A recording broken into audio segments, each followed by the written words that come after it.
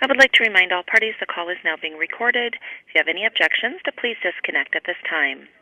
And I would now like to turn the call over to Elizabeth Martinko. Thank you. You may begin. Great. Thank you, Ilan.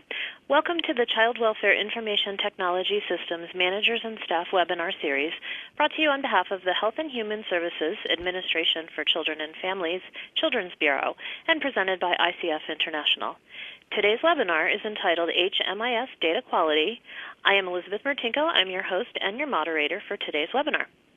All of our attendees are encouraged to participate in our webinar with questions and comments. However, all of the participant lines are muted now. We will open them up for the Q&A session at the end of the presentation. Please be aware that you can submit questions at any time during the presentation, however, using the GoToWebinar chat feature. And these questions also will be addressed during the Q&A session at the end. To submit questions via chat, open the GoToWebinar dialog box by clicking on the orange arrow. It usually appears on the right-hand side of your screen, and this will open up a menu of options. If you click inside the questions box, you can type in a question and then click send, and it will come to us. Now I'd like to introduce today's topic and presenters. There's been a lot of interest in the data quality component of the new CWIS rule. The Department of Housing and Urban Development has similar experience with an emphasis on the quality of data and data planning with their Homeless Management Information System, or HMIS. Our speakers today are Mike Lindsay, Senior Technical Specialist at ICF International, and Gerry Leslie. Mike has more than 14 years of experience in HMIS and Continuum of Care implementation, and he is currently leading HMIS and Continuum of Care TA engagements in many communities to assist in advancing their Continuum of Care and HMIS implementations.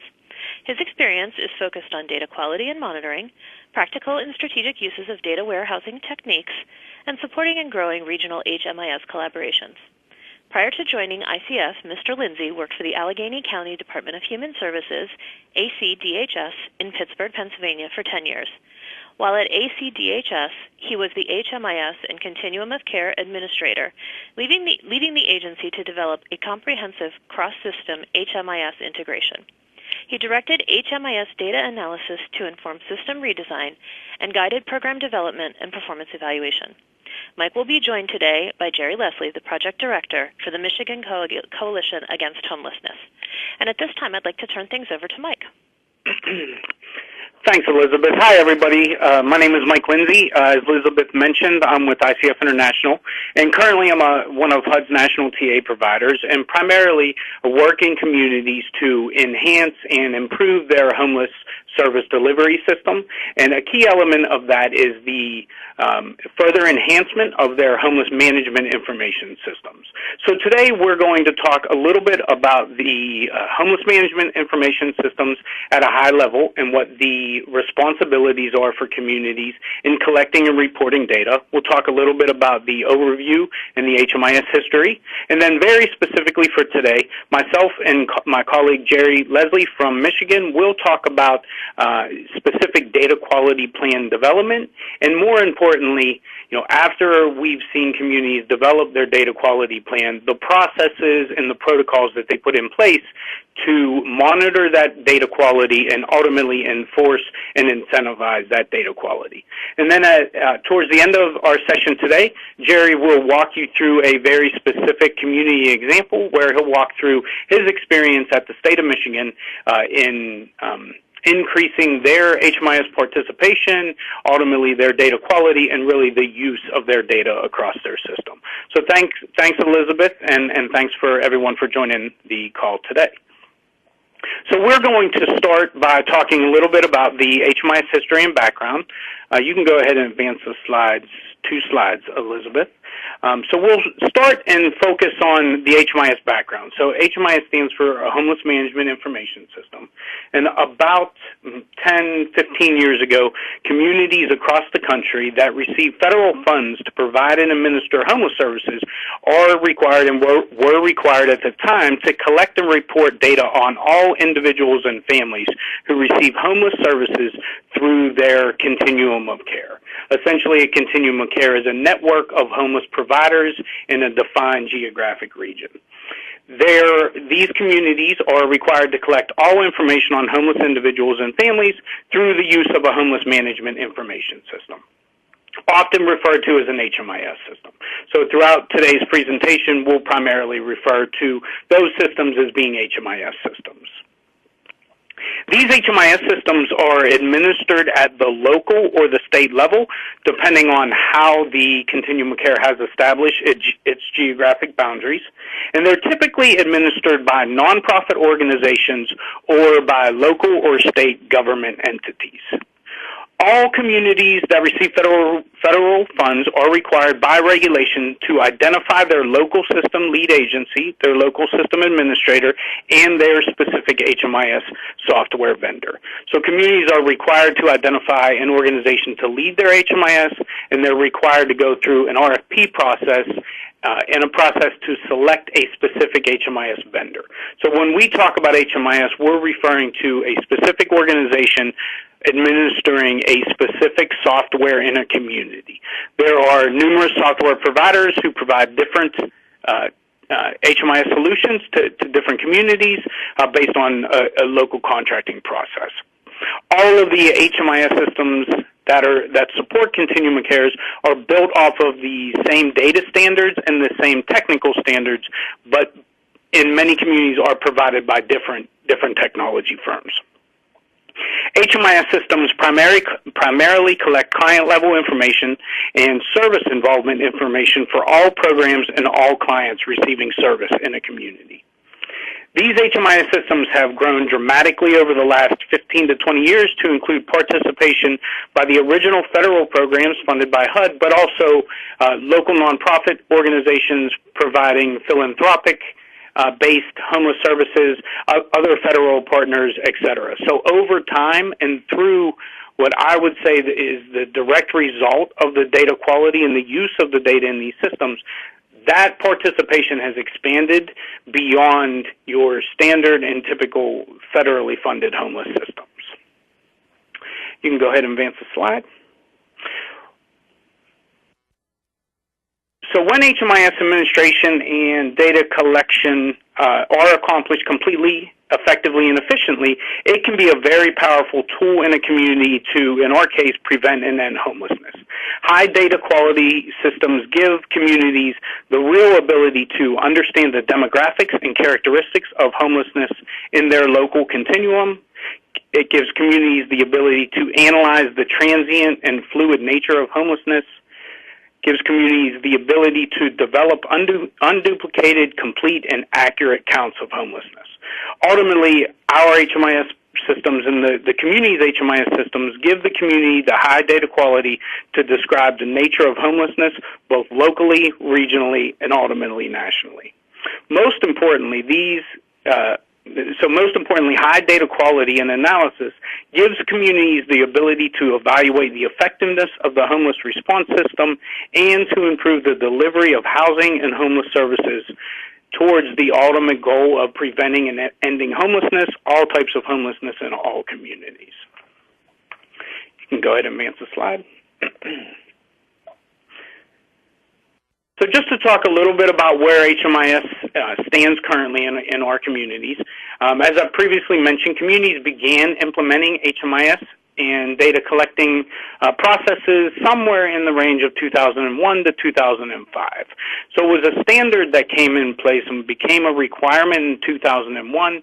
HUD gave communities a pretty extensive period of time to come into compliance with these requirements and begin to collect data.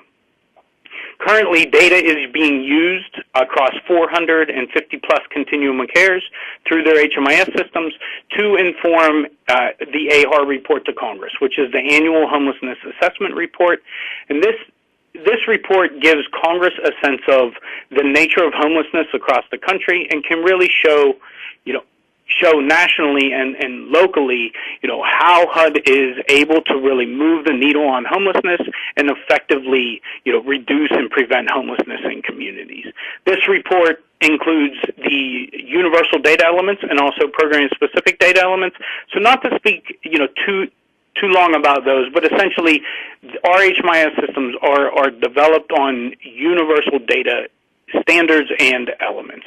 So any HMIS system implemented in any community has a standard set of data standard set of questions and data responses that are collected on every individual and family. So although they're administered locally and may use a different vendor, they're all using the same backbone of a platform to be able to do consolidated reporting.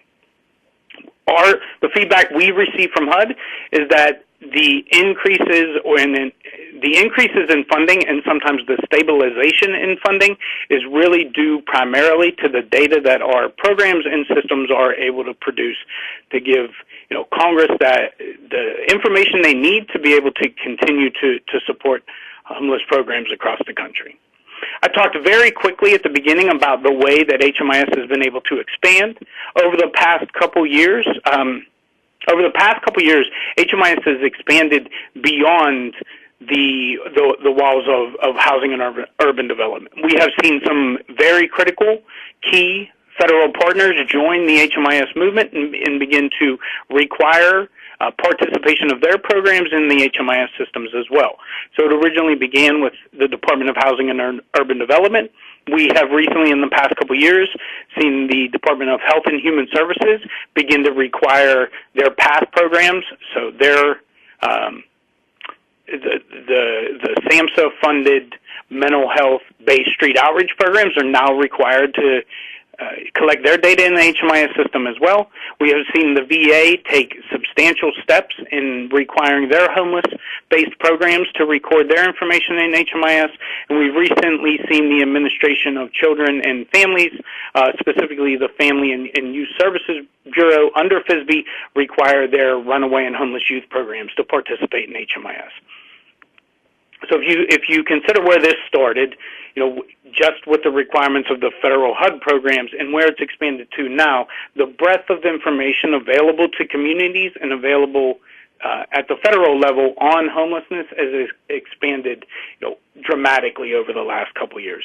We feel confident and have received direct feedback from HUD and other federal agencies that is primarily due to the quality of the data in the system and the ability for strategic national and local decisions to be made based on the data that's exhibited through these communities. All that to say, around 2005, 2006, 2007, it started to become clear at the national level that just encouraging participation wasn't enough. You can go ahead and move forward, Elizabeth.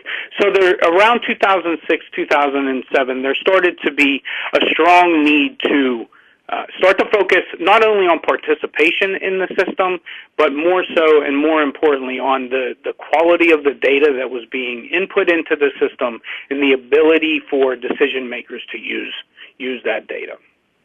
So we're going to talk a little bit about the HMIS data quality plans that started to be developed during this time and how they've positioned communities to be able to better use their data. You can go ahead and move forward. So when we talk about data quality, we're at the federal level and at HUD level, we're really talking about the reliability and the validity of client-level data collected in the HMIS system. It's measured, we measure it, and communities measure it by the extent to which the client-level data in the system actually reflects what's happening in the real world.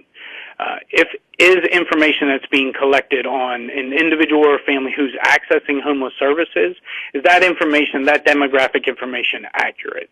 If our length of stays in programs or demographics about the individuals or families in those programs, is what's showing up in the system actually reflective of what communities are seeing on the ground? With this good data quality, these communities can start to tell the story of homelessness in their community.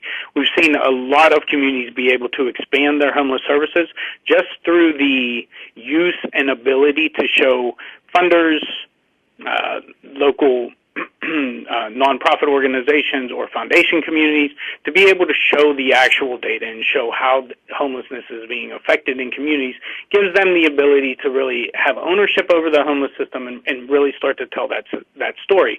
But again, back to the annual homeless assessment report to Congress, the ability to tell the national story of homelessness based on documented and accurate data in the system has really proven strategically beneficial to communities across the country. So when we talk about data quality, we're primarily talking about certain characteristics of data quality, at least from the HMIS and from the HUD perspective. We focus primarily on the timeliness of the data, the completeness of the data, and ultimately the accuracy of the data in the systems. And we'll talk more about these in a moment, and I know Gerry's going to focus specifically on Michigan, on how Michigan has established their data quality plan, but essentially goes back to that often heard and sometimes glossed over concept of garbage in, garbage out. And we really, before we started to focus more nationally on data quality, we started to realize that the data that was in the system couldn't be relied upon in order to make strategic resource allocation decisions or to coordinate services across the community. So for the first 5 years we focused on participation. The next 5 years we focused on nationally on data quality. And now, as you'll hear both Gerry and I talk about, now we're focusing more on the use of that quality data now that communities and HUD have access to that. You can go ahead and move forward. So a couple goals that became apparent for communities as they were starting to think about data quality was the need to have improved data quality, but also a plan on how to benchmark and measure that data quality, or how to set interim goals, was really geared around the goal of needing to provide reliable data for homeless planning. Providing reliable data to assess the client and the client's actual needs and the outcomes of programs. What program types are producing the best outcomes in our community, and ultimately how do we coordinate services across different provider types, different providers in a community to ensure that clients receive holistic and wraparound services in the community. And ultimately, where we're seeing communities get to at this point is the ability to evaluate how efficient their local funds are being used. So the communities took a couple interim steps in the process to increase data quality, and those steps are primarily the establishment of a data quality plan. So again, changing the culture of this is a process I have to go through or my agency has to go through, changing that culture to a culture of an increased need for high data quality, to better design services and better allocate resources locally. So it's really a culture change. It was a culture change in the homeless world to make this movement towards data quality. And then ultimately it became clear to most communities that there had to be a monitoring process established and followed in order to make sure that their communities were meeting the data quality standards and taking steps to increase their data quality. You can move forward. So just a couple quick comments about the process of developing a data quality plan. At least in the homeless world, it was a community-level document that facilitates the ability of the community itself to achieve statistically valid and reliable information.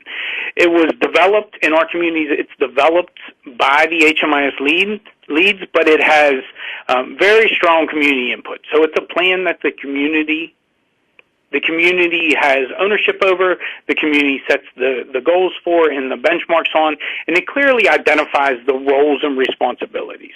What's the responsibility of the HMIS lead? What's the responsibility of the local government entity? And ultimately, the nonprofits providing services and the users of the system. Again, it focuses on timeliness, completeness, and accuracy, and it has to include, an implementation plan and a monitoring process in order to, really affect change in the long run. Can move forward.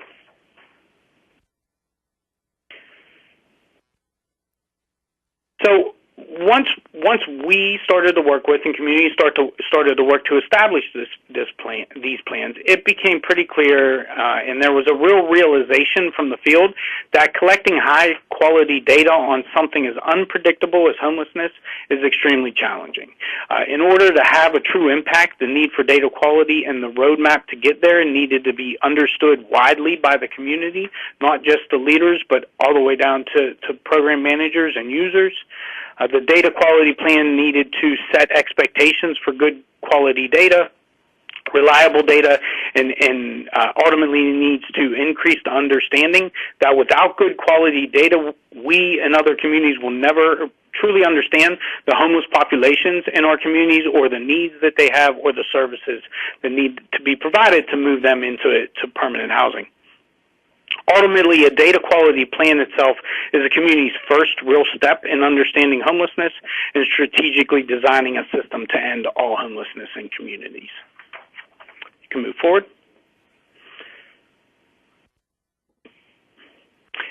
So I want to talk quickly and briefly about some of the components of a data quality plan and how how communities are able to start to enforce this change, this incremental change. And I know Gerry's going to get into some specific details, but primarily guidance from HUD, TA providers, and then best practices in communities have really identified, 5 key components to a data quality plan. The first one being timeliness. In most communities, this really equates to the short period of time that programs have available between, the program entry date and the data collection and the data input date. A lot of communities limit that amount of time to 24 hours or 48 hours. We have some communities that extend that out a little bit further. It all depends on resources available to those communities, but essentially timeliness is the first cornerstone and backbone of a good data quality plan. The next component, 2, completeness, is the degree to which all required and relevant data elements are collected, complete, and entered into the system, again, on a timely basis. The accuracy component is the degree to which the data in the system accurately reflects what's happening in the real world. So those are your 3 key components: timeliness, completeness, and accuracy. And once that's been established, it's clear that in order for communities to experience that change and that culture shift, there needs to be a monitoring process in place.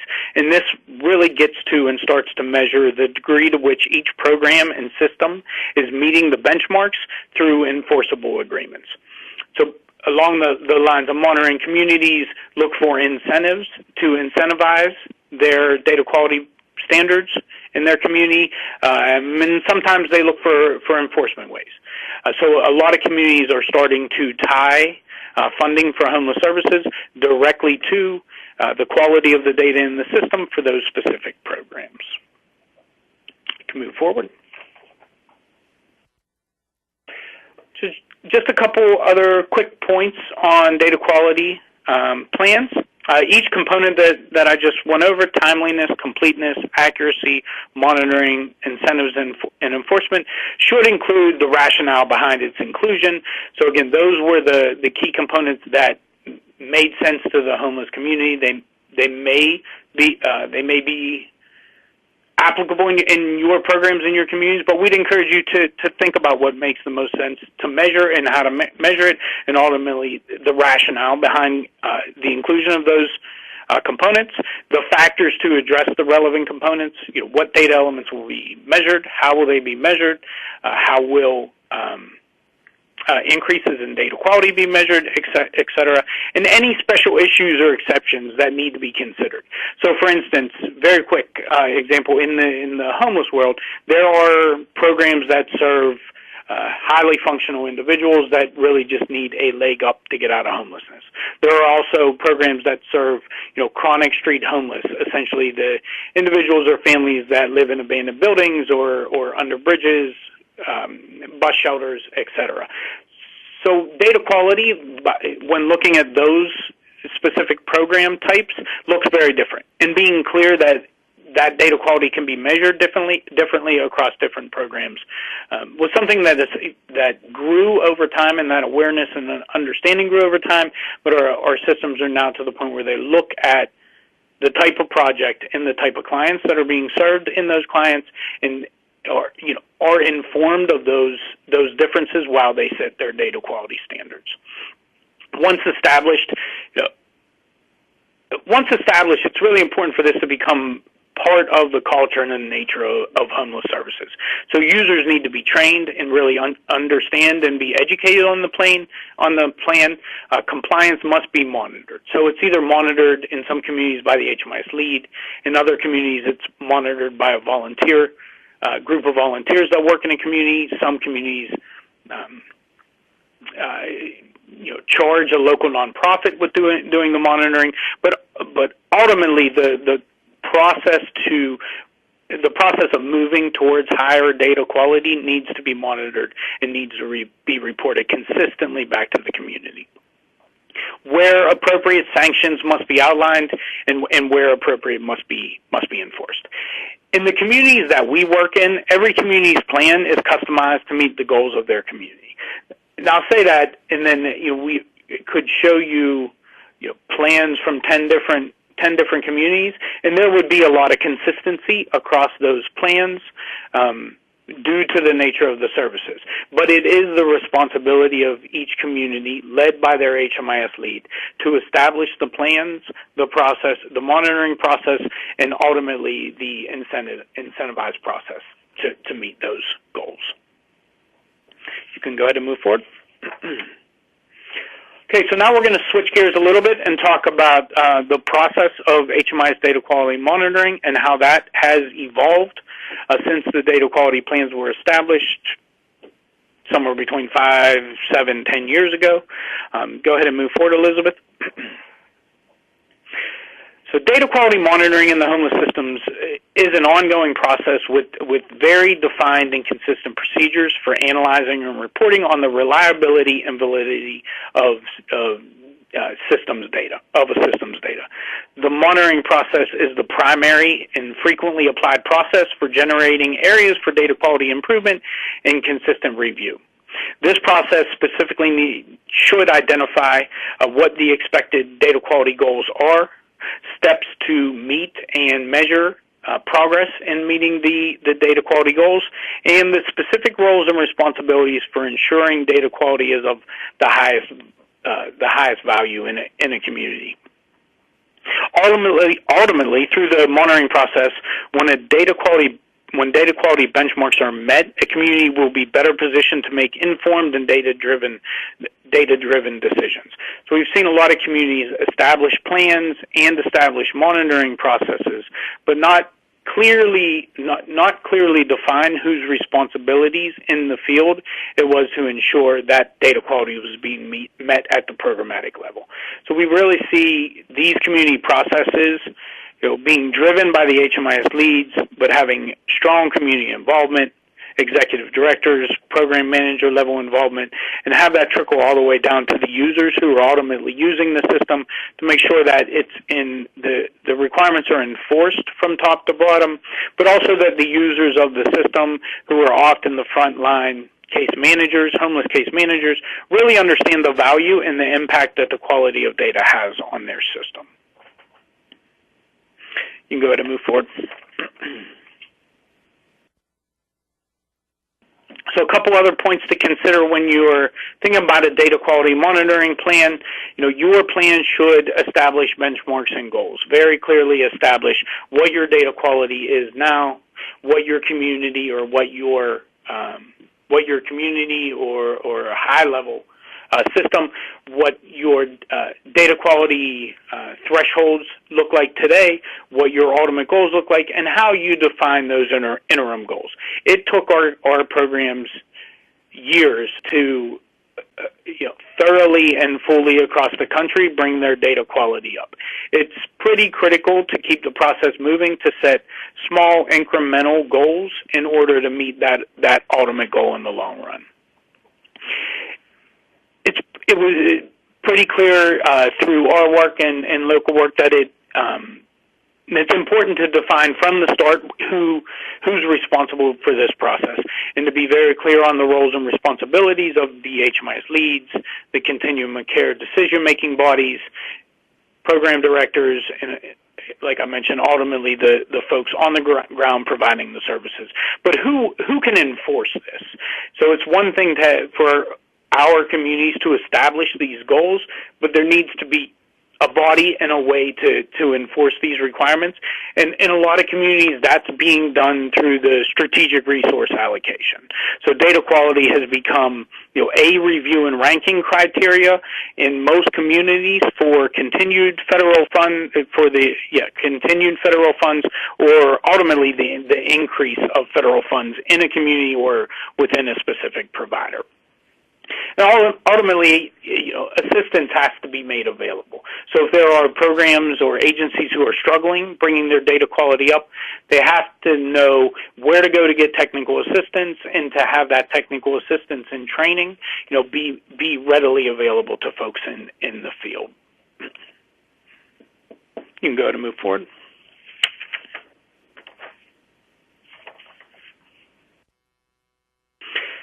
So around data quality, additional monitoring considerations, and what we're starting to see in the field as, I guess, what we would call, best practices. What's working in communities, and what is, where are we drawing that line in between communities that have, strong data quality standards, monitoring processes in place that are really affecting change on a consistent basis with the quality of data in their system.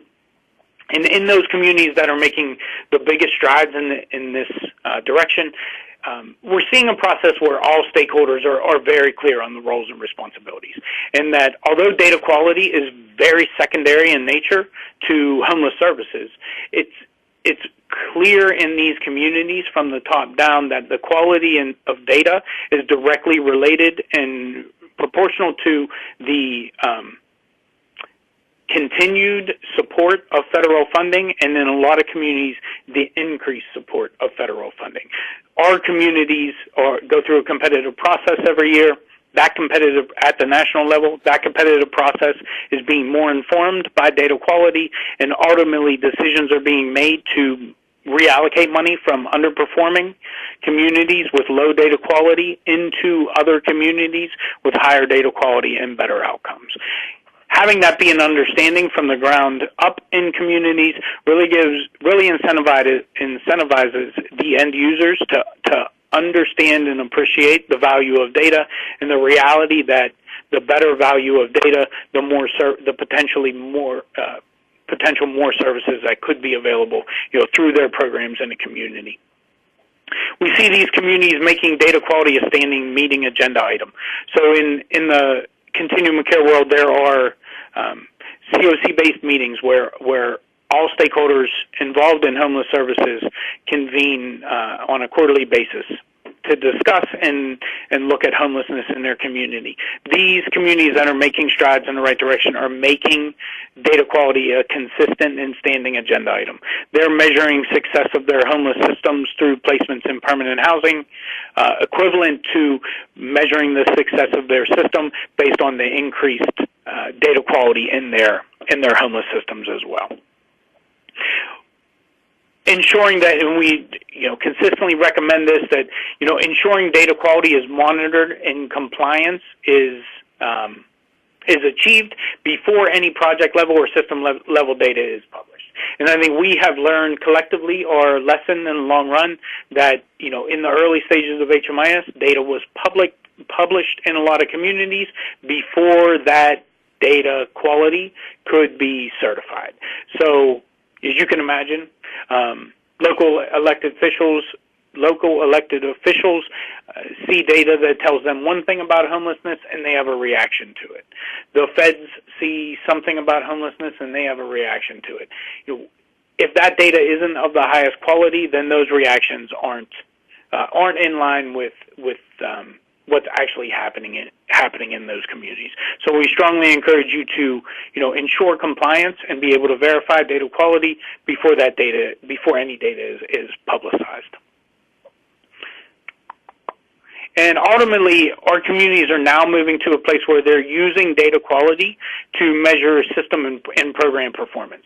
So the quality, with the increased quality of data, communities are now able to look at their system as a whole, and what ends up being a system at the national level, being able to look and see what types of interactions are producing the best outcomes for homelessness, for homeless clients, what types of services are needed to move folks into permanent housing.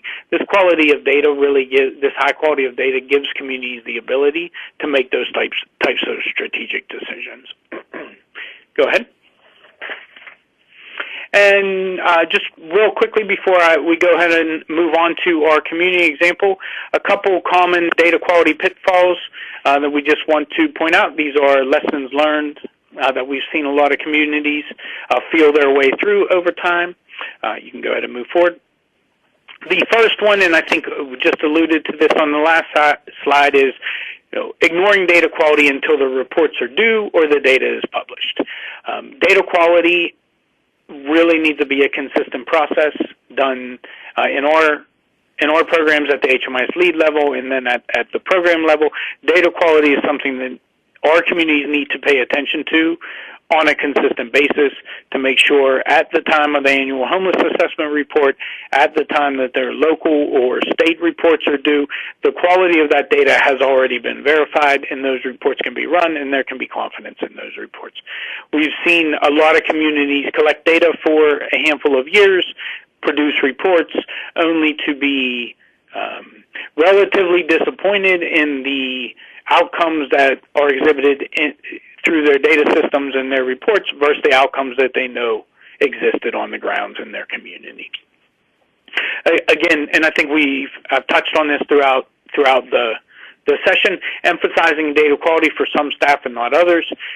To really affect this type of change and to see this type of change, it was clear to us that this needed to be something that trickled down from the decision-making bodies in communities through the programs administering the funds down to the users actually collecting the data from individuals and families in their community, making sure that there's ownership for that process from top to bottom and that the outcomes of higher data quality is understood throughout the data collection and reporting processes and responsibilities.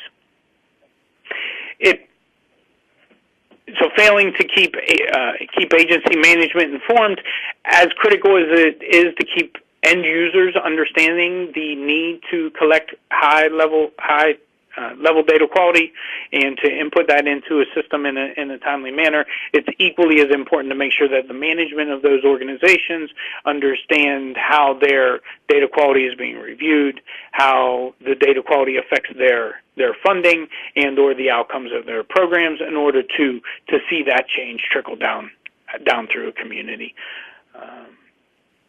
And I think the last one is not taking advantage of the potential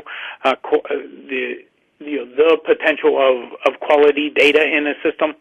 I think when we saw our communities get to a point where they had high data quality, we wanted to work with them and encourage them to publish that data, to show the results of their homeless system. For too many years, it had become pretty common to collect a lot of information in your HMIS systems and then let it sit for a handful of years and really not to produce any reliable reports back to the community or back to HUD.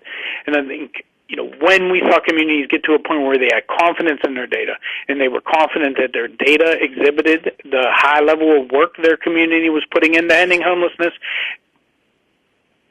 that data, needs to get out to the community so that folks understand, the effect that these services are having on their community. You can go ahead and move forward. So at this point, I am going to pass it over to Gerry Leslie, and Gerry is going to talk about data quality plans and monitoring, at the local level or at the state level in Michigan, and share a on-the-ground experience with folks on the call today. Okay, thank you for the introduction, Mike, and we can go ahead and go to the next slide. But before we actually jump into the portion of the presentation I prepared, I had a couple of thoughts that jumped into my head as Mike was making his presentation that I think are really important before I begin this portion of the presentation to really preface with these remarks. The first remark is that one thing that we all have to realize is that data quality is not the end goal.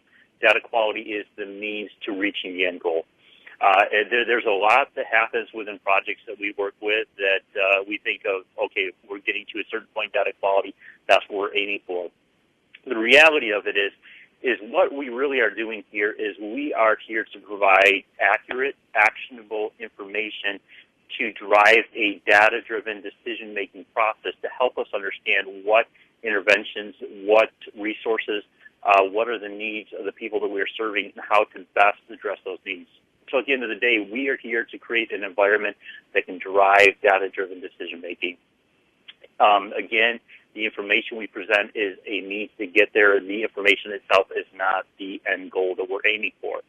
The second thing that often ends up happening within data systems, and I come from a background actually in information technology, so we're probably the ones that are most guilty of this. We realized that these projects, we kind of pigeonhole data collection projects thinking that they're just technical or they're IT projects, when the reality of it is what we're here to do is we are a measurement project. Anybody who works with data systems around any form of social services, health and human services, we are here to provide something that leads to improvement in how we provide services. So we have to really break ourselves away of thinking that, okay, we are a reporting tool designed to give information to funders. We're a technical tool to thinking it from the perspective of we are here to have information that is actionable so that we can improve how we offer services, so that we can, obviously, whatever the end goals we have in our world would be preventing and ending homelessness, this information can begin to drive us in that direction. So with that said, I want to touch on a few pieces of general history. As Mike said, HMIS began in the early 2000s under a congressional mandate. We actually, in Michigan, our HMIS project began here in 2003 and 2004. By 2011, all the COCs in the state of Michigan had joined the Michigan State HMIS Project. So again, continuums of care are divisions within the state of Michigan, basically based on community or geographic boundaries. We have 21 of them in the state of Michigan. We have a balance of state which encompasses most of our very rural communities, as well as 20 other mid-sized, small mid-sized to large-sized communities. And we actually run the project as what I would call a coalition or confederation. So the way to think about it is this. Each of the COCs receives direct funding from HUD, so they receive money themselves coming directly down from HUD, as well as certain state funding that comes from various state agencies across the state. As such, each of those COCs have reporting obligations and actually performance obligations that they work with within their own communities and their own jurisdictions. So what we do is we really consolidate the entire state. We have a series of foundational principles that we all work on together, but at the same time, we work in such a way that each community has their own ability to uniquely make decisions based upon what is in the best interest of the community, what is the service delivery system within that community, how and where services are delivered to make sure that they have the most effective tool they can to work with preventing and ending homelessness. Next slide. So here's a couple things that are really important for it to say. Number one, data completeness and data quality plans. This is from our experience. It really requires local ownership of the process to be successful. So in our experience, it is very difficult to run a top-down process of pushing data quality.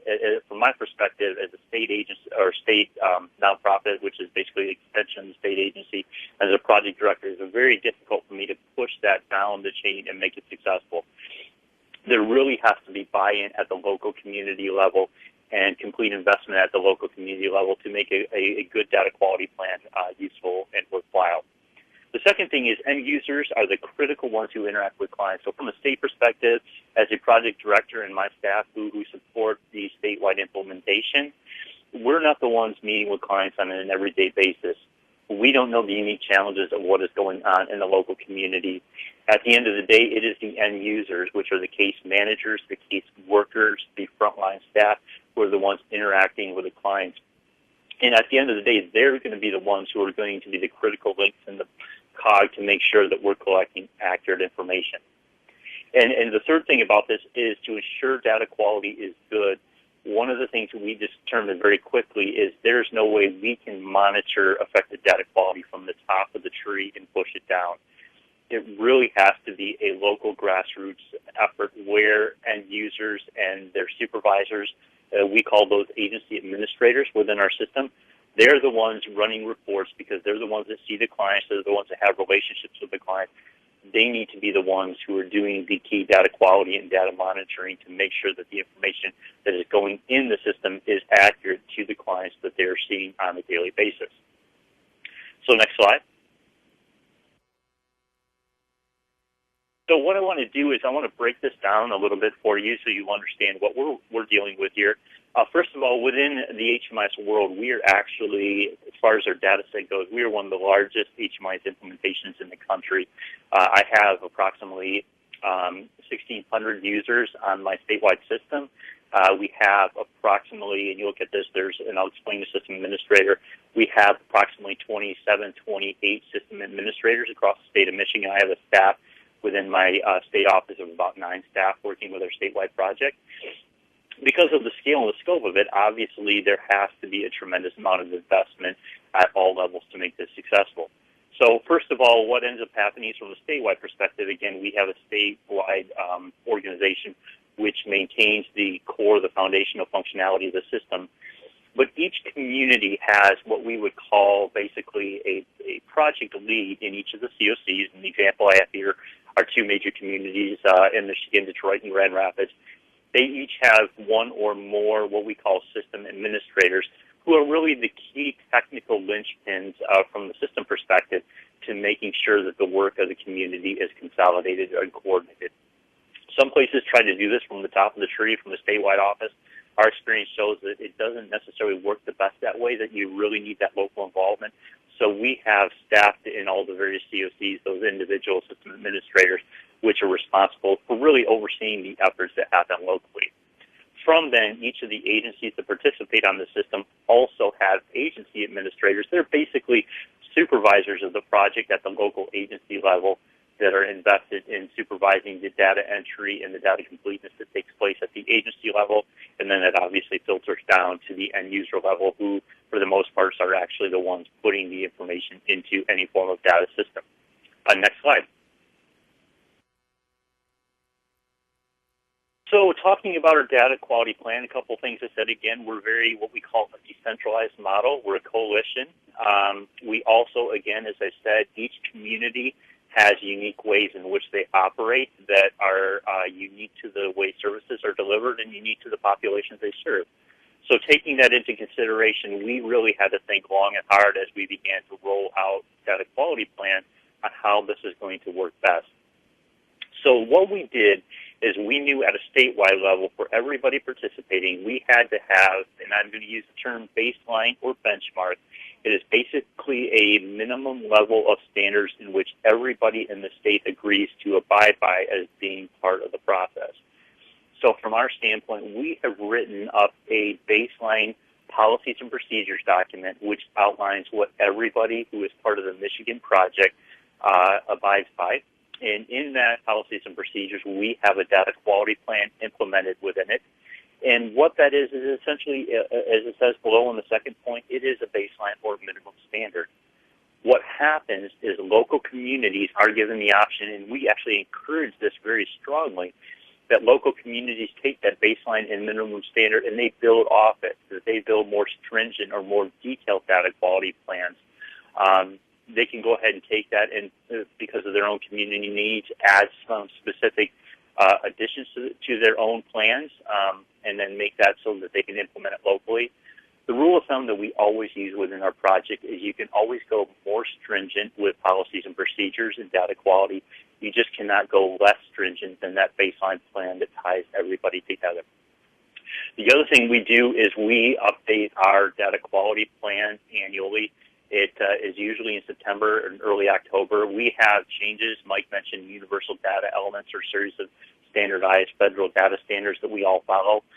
We typically have those new standards go into effect every year on October 1st, and our plan is updated usually within a month or two before those go into effect to take into account any changes in those standards and make sure that our data quality plan is still compliant with that. Next slide. So the question is, how do we as a project from an HMIS perspective just practically address the data quality plan components? And if we go to the next slide here, Mike already outlined many of these in the presentation just before this, but a couple things that we do want to highlight. Number one, beyond a written plan, here's the thing: communities must also have strategies for making the plan successful. So you have something in writing. One of the jokes that many of us have within this world is the best plans are actually become paperweights on your bookshelf because they're never opened and actually used. The reality of it is a good data quality plan cannot be a paperweight on your shelf. It has to be something that is living and active in the work you do. And for that, beyond just coming up with a series of standards that are part of the data quality plan, you have to come and work with your agencies, work with your participants to make sure you have strategies for implementing the various elements of that plan. So these strategies include processes, so obviously processes for how you're going to implement that, what resources you have available to implement that plan, and then what technical assistance you may need from various parties involved in the project to make sure you're getting the best data quality into the system. And here's the key thing. This is a hallmark of something that we refer to as continuous quality improvement, or QI, or quality improvement. You must have complete buy-in of leadership within an agency and within a community leadership structure in order for a plan to be successful. If you have buy-in at a local level from, let's say, an agency standpoint or end user, they want to work towards that, but you do not have buy-in from leadership, it is very difficult to make any plan successful. So you have to honestly have buy-in completely from the top level, from community leadership all the way down to the bottom level to the end users who are actually seeing clients and interacting with clients to make any data quality plan successful. Next slide. So Mike highlighted 5 key areas in his discussion above, and I'm actually going to go through and give you practical examples of how we worked with each of these 5 areas and how this looked in a practical illustration of how we implement a plan around these. So if we go to the next slide, we're going to take a look at timeliness. So first of all, again, as I said, we in Michigan came up with a benchmark, and what the benchmark was they called for all information to be entered into our HMIS system at latest within 15 days of client interaction. So when an agency met with a client within 15 days, at the very latest, that information would be within the HMIS system. Now, again, I said this is a benchmark, and the reality of it, and this is a fortunate thing, most of our agencies have much more stringent requirements on this. The reality is we encourage agencies to enter data in real time to ensure that that information is getting there as quickly and efficiently as possible. So here's a great example of where processes, there was often some pushback and some challenges. One of the things that we would hear as questions and concerns from case managers quite often would be, you know, when I'm putting information into a computer, typing it in, it doesn't feel like I'm connected with my client and actually building that rapport, because I feel like I'm more focused on my technology than I am on my client, which many of us in our technical world know today when we have communications. If any of you have kids, they're staring at their iPhones all the time. When you're trying to have a conversation, you can know that that's a justifiable concern. One of the things that we really did was we began to pull in some people who could train individuals on how to create meaningful and interactive case sessions with clients while still having that technology available to enter that information into the system, so we could address that concern that the case managers had, which is completely legitimate. But then at the same time, also, again, maximize the efficiency of getting information into the system as quickly as possible, with the best way being real time, because doing real-time data entry is the best and most efficient way to use resources. The other thing, I talked about this just a couple of slides ago, is we also look for what are some of the technology or technical solutions that we can do to really enhance this. So a couple of things we looked at really quickly were, again, laptop and desktop computers. Many of our agencies did not have the computing hardware necessary to get that information in real time. So we found some agencies which were underfunded, and we looked for ways that we could pull in resources to get them the technology so that information was going in as quickly as possible. Also within the homeless service world, as many people may realize, that many of the clients that we see are going to be not in places where you're going to be sitting in an office in a social services building. Programs that are doing the most effective work around homelessness do something called outreach. They get out in the streets. They're in libraries. They're in restaurants. They're in places where homeless individuals tend to congregate, and oftentimes what that means is they're going to need some form of technology to collect that information when meeting with clients. So we really began to work with these programs, doing some forward-thinking work of how can we get laptops in the hands of these caseworkers who are in the field, these outreach workers. And even better, how can we get tablet devices in the hands of these outreach workers that have connections to an always-on internet connection? So they may be sitting in the middle of a park somewhere talking to a client, but they can collect that information and get that on the system. So when the client interaction has wrapped up, they're going to have the information they need. Also, within our large volume agencies that are collecting massive amounts of data on a large number of clients, say like large number of services at once, we have some agencies like this in our biggest communities. We looked into using scanning hardware, and we have ID scan cards which are used, which can quickly enter services within the system.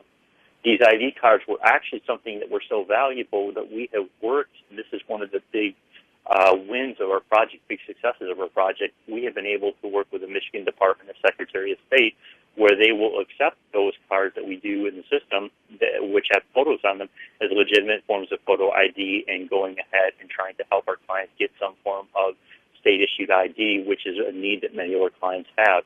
So that in and of itself was a huge win, even outside of the data entry component of the project. The next slide. So component 2 is data completeness. So again, all agencies that participate on the system, whether or not they receive some type of federal or state funding or not, they're required to enter at least the baseline, what we call the universal data element, into the system as part of participating. Now, we do have many agencies which are participating that do not receive any form of direct funding to participate. We're fortunate to have many, we call them faith-based shelters, which are emergency shelters. Other times they're called by the name of rescue missions in the system that are entering data and helping us understand homelessness. The baseline we ask for them to do is collect that base amount of information on individuals to help us understand better who is being served. And additional requirements are going to be based on program guidelines.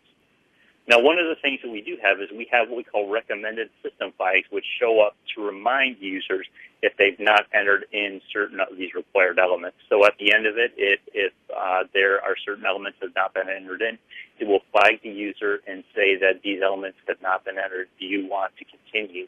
And they would have to click yes if they want to continue and save that information without entering those required elements. So this flag is just a reminder. Users are not required to answer those questions. I'm going to talk about that in just a moment because this is a very important element. And the third point, unfortunately, was left over from my previous slide, so it is actually not relevant to this specific slide. So let's go to the next slide here. So data accuracy, and I have a quote up here that says, "The only thing worse than no data is bad data." So I mentioned before that we have flags there to flag individuals if they do not enter in the required elements.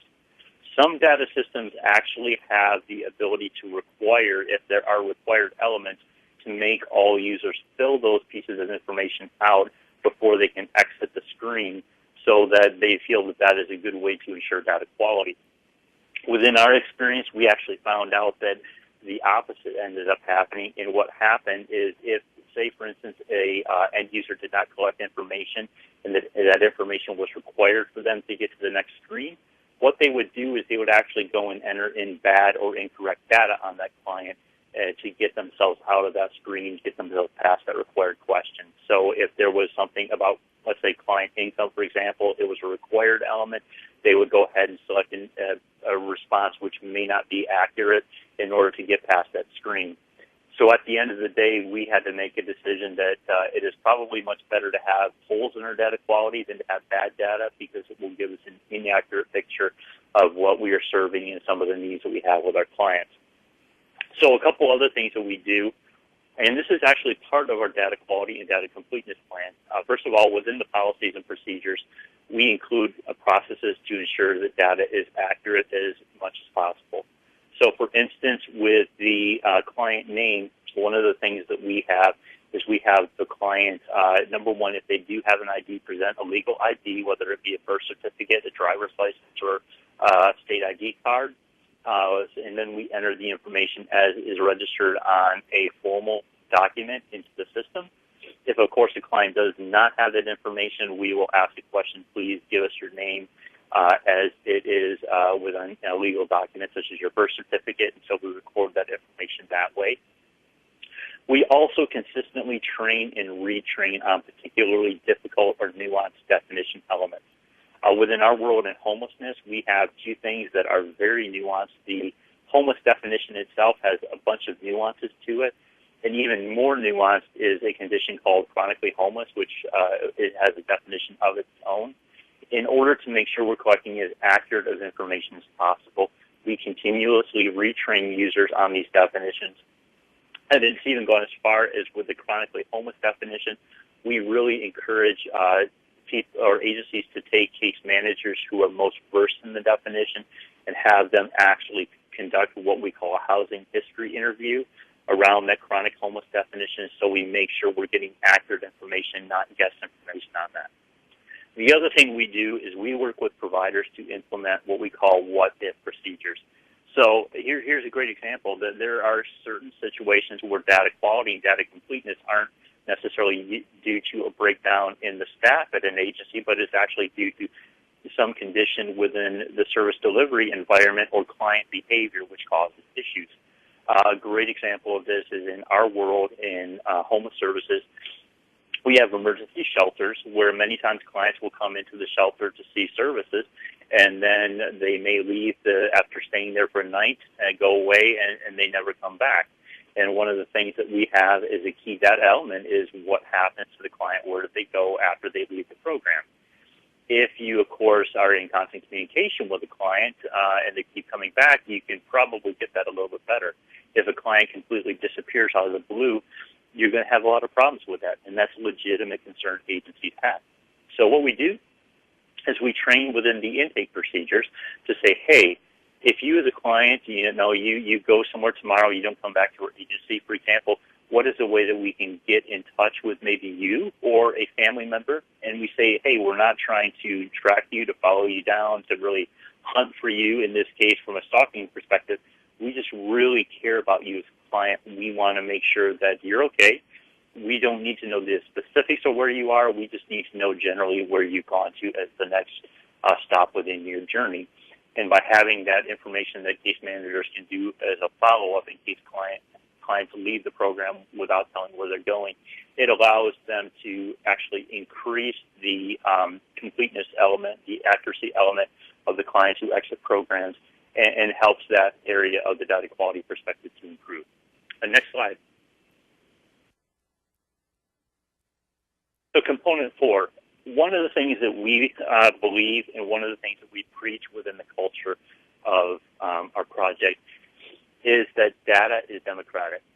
What that means is running data reports, looking at outcomes, looking at how your program is performing. That is not something that you do only from the top of the project. It's not something you do only from a statewide level. It is something we want everybody in the system to be able to do. We want our agencies, that are individual agencies in the project, to be able to look at their data and use it for advocacy work and use it to evaluate performance. We want our communities to be able to do the same. So we have a complete suite of data reports that are available, and all users, all communities, all agencies can run those across the spectrum of the project. We have them set up so that whether it's being run at the top from a statewide perspective or at the bottom from an agency perspective, those reports can give whoever's running them actionable intelligence information to help drive decision making. Also, As part of that process, we encourage all projects and agencies to regularly run data quality reports. So programs that have low volume, those that have little client turnover, a very small number of clients, they should typically run the reports at least once a month as our recommended protocol. Higher volume projects, as we talked about earlier, emergency shelter projects, which can see hundreds of clients each day, we want them to run reports weekly or biweekly. Some of them even run data quality reports every couple days, depending on their scope, to make sure that they can get on top of any data quality issues before they become major issues. The key of consistency and frequency of running reports is this. If you get past a long period of time and you haven't been monitoring your data quality, problems compound and it becomes much more difficult to clean that data up. If you're consistently on top of monitoring your data quality, it makes it much easier for you to correct errors before they become big issues. And as Mike mentioned on the third point down here, we have our system administrators who are the community leads at the local level. We actually have them make data quality and outcomes a standing agenda item in their local agency administrator and user meetings within their communities, as we do from a statewide perspective with all of our system administrators. And the fourth point is a very key one. One of the things that we found is the best way to help improve data quality is to actually publish very frequently reports on the state of homelessness and reports on what is happening, what outcomes look like. Because when places begin to see reports and they begin to see that their information is being used for actual advocacy purposes, to be able to advocate for increased funding, to be able to advocate for more resources in critical areas of unmet need, it's going to really drive from our experiences agencies and communities to be much more intentional about making sure the data is as complete as possible. If all they see that information is being used for is reporting to funders, they see very little data or value within the data they're doing.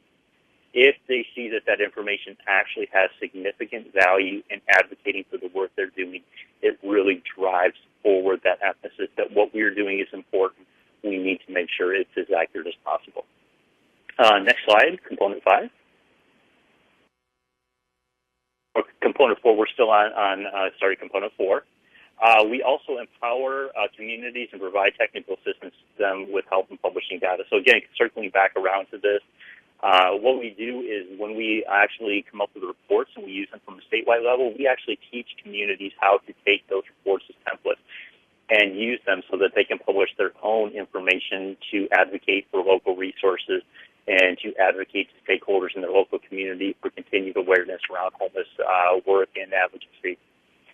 And actually, as I mentioned before, when done right, publication includes the built-in monitoring component, which takes place before you actually do the publication, which is what Mike referenced. You want to make sure that you have a committee, a group of people that is going through and vetting this data before it's published to make sure it's accurate, so you're not going to be putting out information in front of key stakeholders that is incorrect, that you ultimately may have to backtrack on later because of the fact that you rushed it to publication before you actually completely vetted it. And it's one of the components of this. We use continuous quality improvement as a tool to ensure high performance within agencies and within local communities. Again, CQI to be very efficient, to be effective, needs to have ownership from all levels of the community, from frontline staff to leadership within the community. But when done right, it leads to dramatic improvements within data quality and completeness. Next slide, which will be component 5. So incentives and enforcement, this is an area that I do want to touch on a little bit because this is really a very delicate balancing act for lead agencies. So from our perspective as a statewide HMIS lead, as project lead, we often get pressure from various places to be also the enforcement arm of data quality and completeness.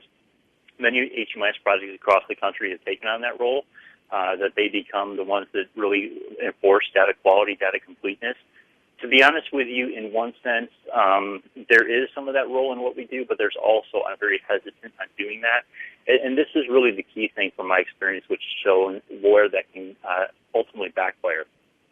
So from my agency standpoint, if I am viewed as, if you will, that bad cop or the enforcer around data quality, what it does is it makes, let's say, agency staff or end users hesitant to talk to me if they have problems. And most of you know that if you have a staff member who does not talk to you, if you have somebody who's not talking to you about problems until they become big problems, it really becomes much harder to intervene and actually do something to nip that process off before it becomes a major issue. What I want to do as a project director is encourage agencies and users to come to me and be honest about the problems they have without worrying about me, again, taking up the task for it. If there is an issue, I want them to be able to bring that issue to me so that we can problem solve, come up with ways to resolve it before it becomes a big issue.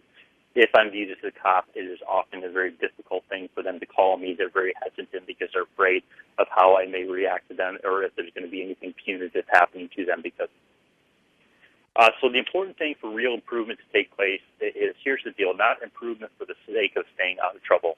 So at the end of the day, if agencies are constantly worried about somebody walking around with a big stick and beating them over the head with it, they're going to be, again, like soldiers in the trench, they're keeping their heads down below the top. They're not necessarily going to be motivated to really step up when they have problems to help address those and deal with those. So from our role at MICA as a state organization, we provide technical assistance for this. We help the providers who are struggling to improve their internal processes and practices around data quality, data completeness, around workflow. We also encourage open and honest dialogue between our staff and agencies so we can develop real solutions to real problems.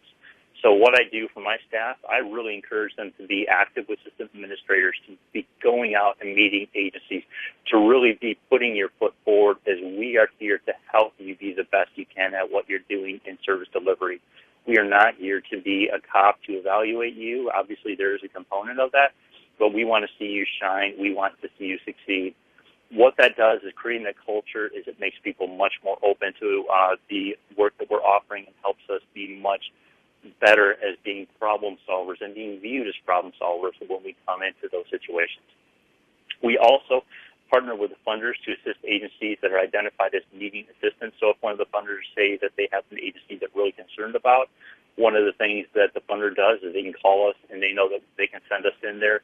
We're not going to come in with a stick. We're going to come in with more of the attitude of, we know there's an issue here. Let's look at what we can partner together with you to do to help you walk through this process and to improve it. Next slide. So what happens in local communities, as Mike said, many of local communities have tied data completeness, and now we in the homeless world have gone to the next step.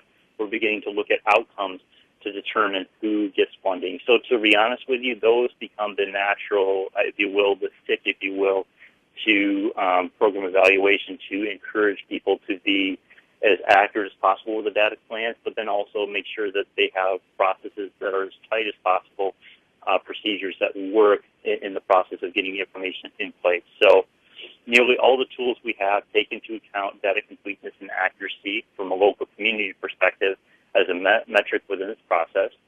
Obviously, high-performing agencies are often the ones offering bonus projects when funding is available.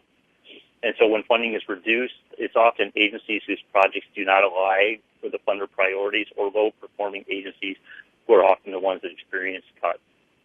One thing that's critical to mention here is this isn't a situation where everybody's measured against the same benchmark, because if you're serving a very hard-to-serve population, let's say your outcomes may be much lower than those of a much easier-to-serve population. So you have to evaluate projects based upon similar benchmarks of the populations they're serving. You, again, can't look at families who are homeless because of a one-time event that was a crisis and compare their outcomes with somebody who's chronically homeless with a mental health or a substance use condition, because you're really looking at two completely different populations that have two completely different sets of outcomes as benchmarks. We also encourage our system administrators to be resources to assist all of their projects in improving their performance on a regular basis. So again, the system administrators to be engaged with their agencies and working closely with them. Next slide.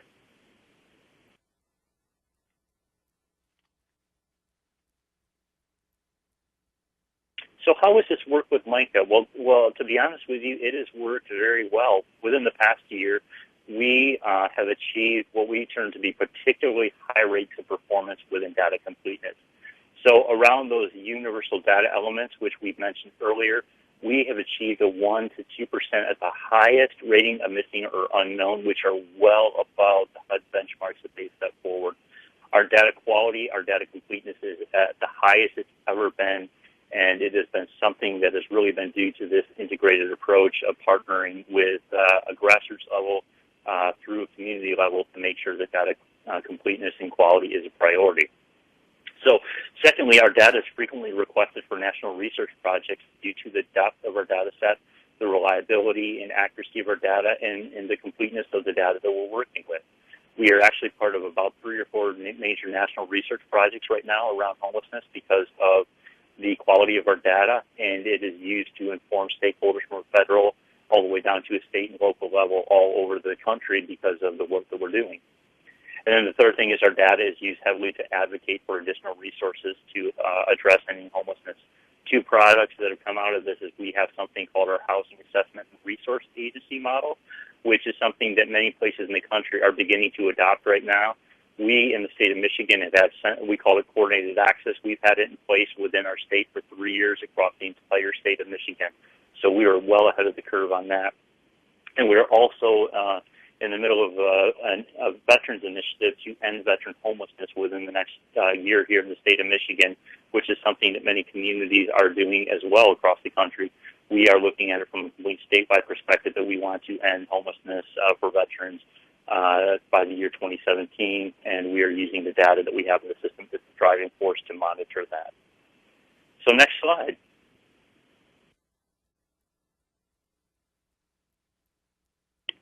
So I will turn it back over, I believe, to Elizabeth and Mike. I believe we're going to have some question and answer here. Yes, we are. Wow, thank you both so much. That was a lot of fantastic information. And I've just been watching questions sort of tumble in through our chat box. So, Elan, if you could let people know how to line up on the phone for questions, and then maybe while they're doing that, we can go ahead and take some of the ones from the chat box. Thank you. On the audio portion, to ask a question, please press *1. Please unmute your phone and record your name clearly when prompted. Once again, on the audio portion, please press *1. Okay. So the first question that I have come in is that high caseloads can be a problem in child welfare. Is that an issue with your program? And if so, how do you work with that and still assure quality data? That's a great question. That is a really good question, and very much so. We do have high caseloads in a lot of what we do. So particularly like in emergency shelter situations, we can have some extremely high caseloads. We've got agencies that have, in some cases, 400 clients go through their agency every day. One of the things that we really encourage, again, it really comes down to efficiencies within processes. So what you do is you look at, again, how do you get that data in the system as efficiently as possible? Real time has been one of the ways that we've dealt with that. The second thing is we look, again, for solutions around entering data if we're dealing with large volumes of clients at the same time. We did, of course, the scan card solution is one way to do that. But I think that it really comes down to, as an agency, really taking a look at your processes in which you see clients and how those processes can best be streamlined to make sure that you're maximizing the time you have with the client, but then obviously minimizing the amount of time that your staff are spending on the data entry end of things. Okay, excellent. Thank you. Where can we find some of the example reports that you mentioned? And also, can you make available a copy of your data quality plan?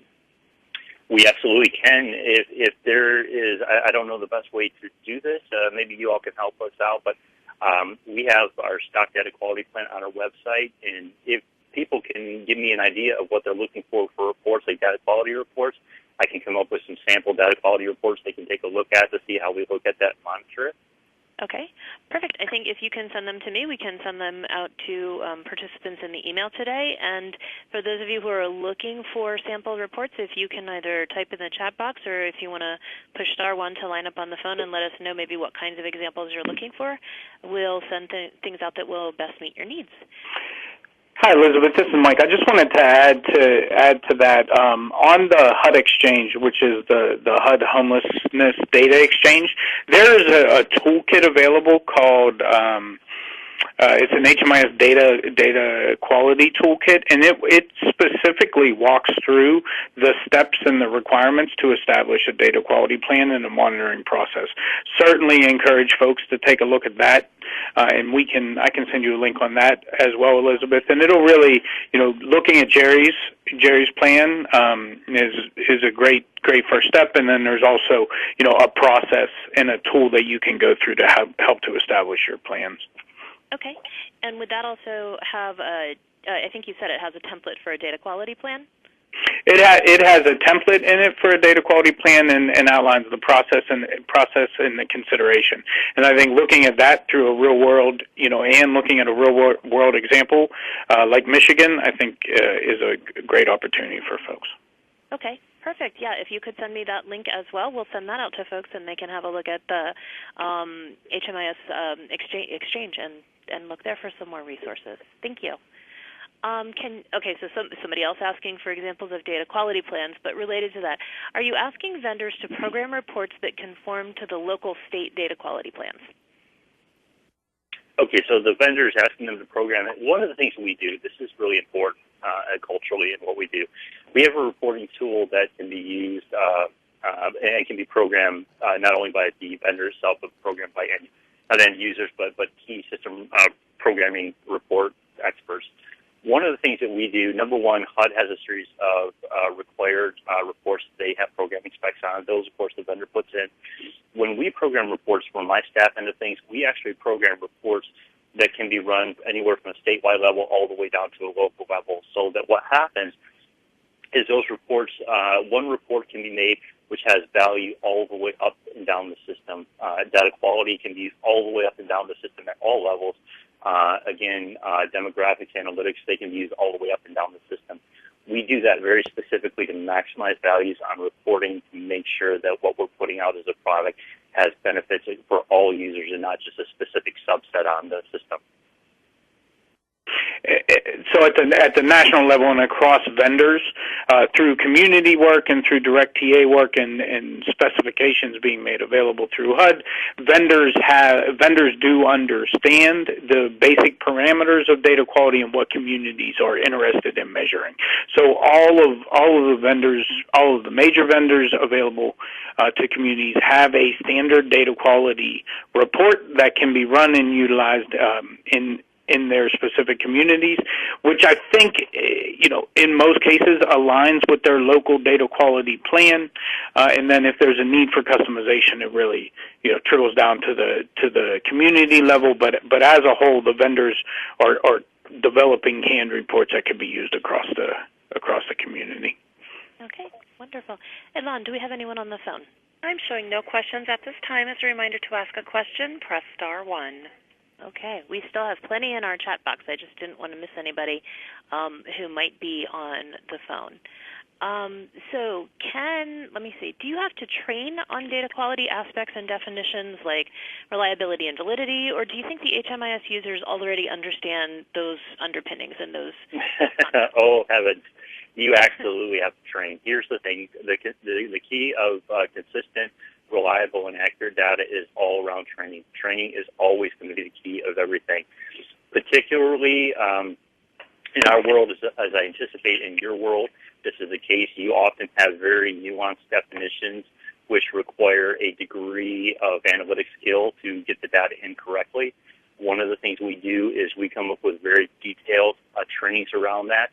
And in some cases, it's even got to the point where I mentioned earlier, what we do is we really, for some of the very intense interviews, we really encourage agencies to highlight 1 or 2 people that are going to do those interviews who have the most subject matter expertise on those areas, so that we can assure that the data getting into the system is accurate and reliable as possible. The work around that has really cemented the fact that we have actually really accurate data, but it really is all about constant training and process review and monitoring.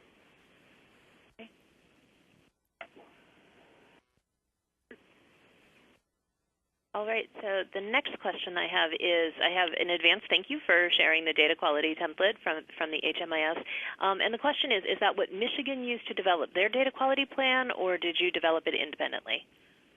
We developed it independently, but obviously what we did is we pulled from the HUD resources. So when we go ahead and develop that, we look at what HUD is outlining, what HUD recommendations are, what HUD is really asking for.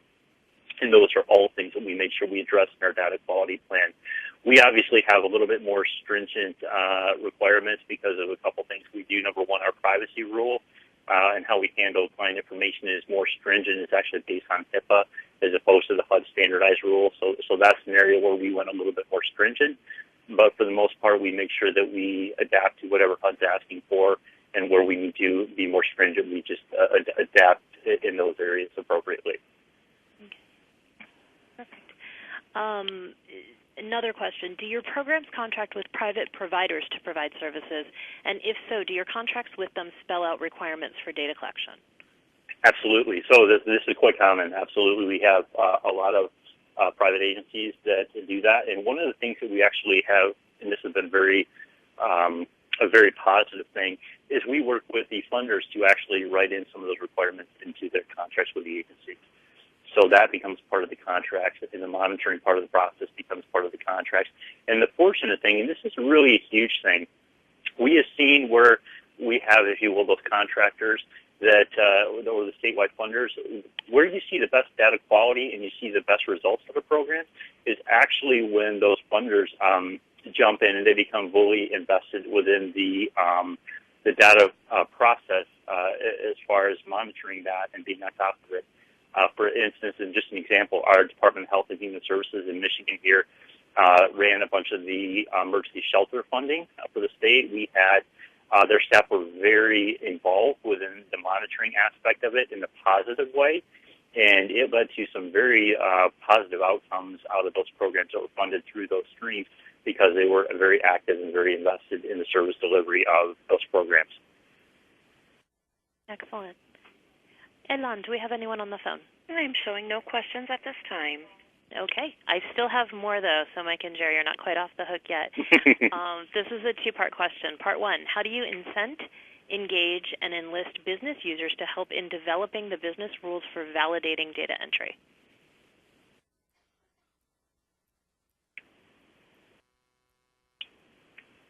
I was going to say, let Mike handle it. I'm sorry. Yeah, Elizabeth, can you? Sure. Yeah, can you repeat that question? I'm not sure. Yeah, so it's how do you incent, engage, and enlist business users or end users to help in developing the business rules for validating data entry? Right. Yeah. So in a lot of communities, their HMIS systems are driven by their HMIS leads, but they're also driven by the establishment of data evaluation committees. They're driven by the establishment of user committees and user subcommittees, so that the users of the system, the users of the data, are given a voice in how the policies and procedures and standards are developed as well. So I think in places where we're seeing users, interact and have a voice in how these standards are developed, it's the continued culture and establishing that culture of consistently getting that level of input. So I think in some communities that just try to use data quality as a way to bring in their end users, they're typically not that successful. When we see communities establish, an outlet for users to come and discuss their privacy and data sharing policies, their data quality policies, their training sessions, et cetera, when they're really given a voice in the overall development of the programs, then we see, a lot stronger of a buy-in from the user perspective. Okay. Wonderful. So we are right at time. I do have a couple more interesting questions. Do the two of you have just a few more minutes to spend with us? This is Mike. I have plenty of time. I can't, Gerry. I don't know. I'm free, so feel free as long as you need to. I'm happy to be here. Okay, I'll just it's a little bit longer. And for our attendees who may need to sign off, we have been recording the webinar, and we'll post it on the DSS website. So if you do have to sign off before we finish, look for the recording with the remaining Q&A. So the next question we have is, what are you doing to make sure that you're also helping meet the data quality requirements for agencies other than HUD, such as SSVF, Runaway and Homeless Youth, and the SAMHSA PATH program? Good question. Absolutely. Well, one of the things about this, actually, let let Mike talk a little bit about this, because we call those federal partner funding sources, and they're actually written into it. So, Mike, you want to talk about that a little from a overall perspective, and then I can talk about it from a local and statewide perspective. Yeah, sure. Thanks, Gerry. So the biggest step that we've been able to take in the direction of making sure that all major federal partners are informed and receive what they ultimately need out of the HMIS system was really about 2 years ago. HUD and the federal partners released new data standards that more clearly met the needs of all the federal partners that were requiring participation. So when the new standards came out, there's the universal data elements, and then there are data elements that are specifically collected for HUD programs, for the PATH program, for the VA programs, et cetera. So it moved from a system that some federal partners were forcing their programs into benefiting from, to being a system that directly collected the information that was most valuable and most usable by those federal partners. So the first step was ensuring that the systems were collecting the right data for all partners involved. And then the follow-up to that was working with communities to redefine their data quality standards or their data quality monitoring process, and really their data collection process to meet the needs of those programs as well. So Gerry mentioned, and we previously mentioned the PATH program. So the SAMHSA PATH program is an on-the-ground, in-the-weeds program that serves the most vulnerable street populations in a community. The standards that existed prior to 2014 standards and bringing PATH online were a little bit loose in their ability to collect street outreach data. With the new data elements in place, more increased participation from federal partners, and then working with HMIS leads to redefine the way data was collected, and the quality of that data was monitored, started to speak more directly to the needs of the federal partners. Gerry, if you want to, highlight specifically how you guys approach it in Michigan. Absolutely. So one of the things I want to say, first of all, is we, even before the federal partners began to come together and collaborate on this, we've actually had investment from all the various funding sources, including runaway homeless youth, the veterans programs like SSDF, PATH, and HOPWA on our system, the SAMHSA programs for quite some time. One of the things that I do is within our staff, we have what I would call subject matter experts within each of our staff members who focus specifically on the guidelines of each of these programs and work very closely to give them guidance and support within their area of work. We also, for quite some time, have had reports in the system that support each of the federal partner funding sources. And each of our subject matter experts actually works to develop custom reports to assist some of these programs in areas that they have to monitor data quality that may be outside of the vendor-specified reports, and to really work with them to come up with improved processes and procedures to do that. Again, I've got an expert in VA programs. My staff member who works with runaway and homeless youth was actually a runaway and homeless youth case manager for many years before joining our staff. We have a private contractor that works with both PATH and HOPWA. We spent considerable amount of time as a case manager in the Department of Health and Human Services. So we really have pulled from people who've been on the front lines or in supervision at some point to provide support around those areas. Excellent. Okay. Ilan, do we have anybody on the phone? I am showing no questions. Okay, so I have many more in the chat, but I'm going to close with one final question, and then maybe what I can do is ask some of you all to respond to these via email, and we can share your answers with the listserv so that we can go ahead and wrap up. It's kind of an open-ended question, though, and it's for both Mike and Gerry, and it's, can you give us a few examples of the benefit of data quality outside the system? For example, in areas like decision-making or in working with service providers. Yeah, thanks a lot, Elizabeth. And I think that's a great question to end on, because I think Gerry said it best. The data quality and data collection is really, a small portion of what our communities are doing to really affect homelessness locally and house individuals and families in permanent housing as quickly as possible. So I think a lot of communities now that they have fully functioning systems, they have data in their systems that they can rely on. They're moving away from just using their data for the sake of data collection or even for the sake of reporting. And they're moving towards using their data to make very strategic decisions at the local level and how how their resources, very valuable homeless resources, are being allocated. So we're seeing communities being able to use their systems and their data to, in some cases, defund the underperforming programs that they wouldn't have the ability or the data to defund in the past, or moving their funding towards new best practices or emerging program models that are really working in communities and affecting homelessness, quicker and getting folks into permanent housing. So we're seeing communities use it from a strategic planning perspective, but we're also seeing communities use their HMIS systems as a tool to coordinating services. So you've heard both Gerry and I talk about coordinated entry systems, and essentially that is developing a more consistent process for an individual or family to access homeless services in a community across all services available.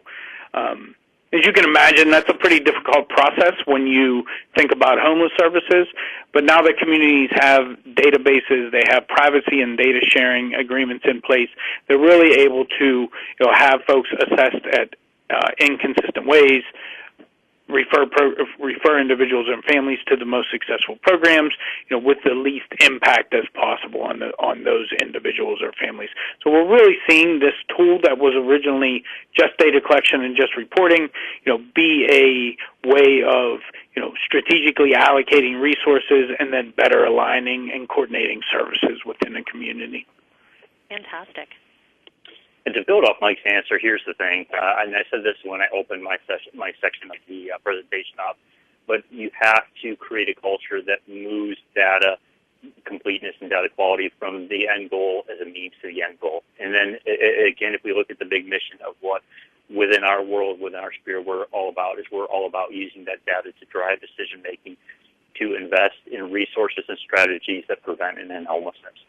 So what I always tell communities when I go out there is you need to be looking at this data constantly, asking how this data is telling the story of what we're doing to prevent and end homelessness, what are some of the things that it is telling us as far as the challenges are that are going on, and how can we use this information to, again, advocate for continued work and support behind preventing and ending homelessness. I think one thing that happens really quickly is when agencies see that their data has a very tangible value and is actually bringing tangible benefit to the resources and the benefits they can offer to clients, that is where it's going to become very real. And to paint the picture from a very real, very practical perspective, we in Michigan have always been about using data for advocacy purposes. One of the things we do is we publish an annual report updating on the state of homelessness every year. As part of that report and as part of a whole data process last year, we were talking about creating an initiative to end veteran homelessness. We were actually this year, we got calls about a week before our governor's State of the State address. Our governor has said very specifically he wanted to put in an area on there to focus on ending veteran homelessness as a policy priority for him. He actually put that in, and we received funding for additional programs to work towards ending veteran homelessness. And the other thing that we're doing this next week, I'm actually flying out from Michigan to Washington, D.C. next week. We are actually meeting with an entire congressional delegation, both senators and representatives from the state of Michigan, with an entire team where we are taking HMIS data and actually showing the picture of the work that we're doing to advocate for continued movement around the area of homeless policy to our congressional delegation from the state of Michigan. So this data actually does get put in front of decision makers, and it does have tangible impacts in what we're doing. And so I think that that's something you continuously have to do, is look for ways to make that information tangible, to bring benefits to help the clients that we are here to serve. Fantastic. Congratulations. That's a wonderful opportunity and a wonderful achievement. Thank you. All right. Well, with that, I want to thank both of you. This has been really just an incredibly valuable webinar and content for our audience, and I know you put a lot into preparing the presentation and being with us today, so thank you both so much for participating with us today. And also thank you to our audience for being here with us today. Our next webinar will be in August, and it will be on modularity and system development, That invitation will be going out via the SACWIS Managers listserv within the next week or so, so be watching for it. And with that, I'm going to go ahead and wrap up. Thank you all very much. Thank you, and this does conclude today's conference. You may disconnect at this time.